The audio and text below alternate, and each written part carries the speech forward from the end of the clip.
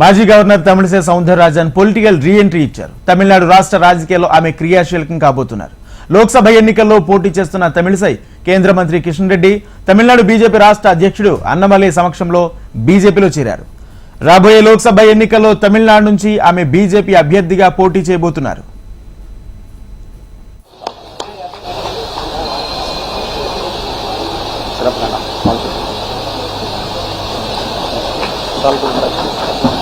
அகில இந்திய தலைவர் நட்டா அவர்கள் மற்றும் ஜனாதிபதி அவர்களுடைய ஒப்புதலோடு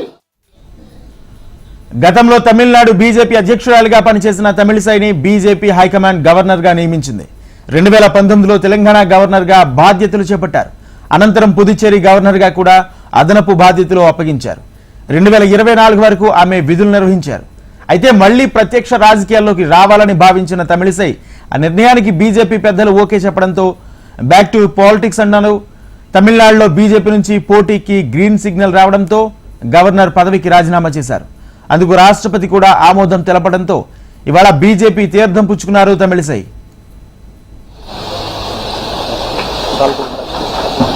அகில இந்திய தலைவர் நட்டா அவர்கள் மற்றும் ஜனாதிபதி அவர்களுடைய ஒப்புதலோடு ஒரு அன்பையும் பாராட்டையும் பெற்று வந்திருக்கிற டாக்டர் தமிழிசை சவுந்தரராஜன் அம்மா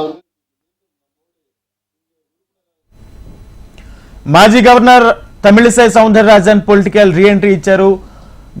తమిళనాడు రాష్ట్ర రాజకీయాల్లో ఆమె క్రియాశీలకం కాబోతున్నారు. లోక్సభ ఎన్నికల్లో పోటీ చేస్తున్న తమిళిసై కేంద్ర మంత్రి కిషన్ రెడ్డి, తమిళనాడు బీజేపీ రాష్ట్ర అధ్యక్షుడు అన్నమలై సమక్షంలో బీజేపీలో చేరారు.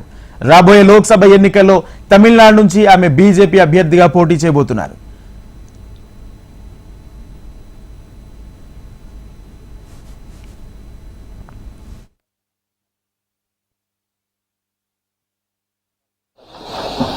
அகில இந்திய தலைவர்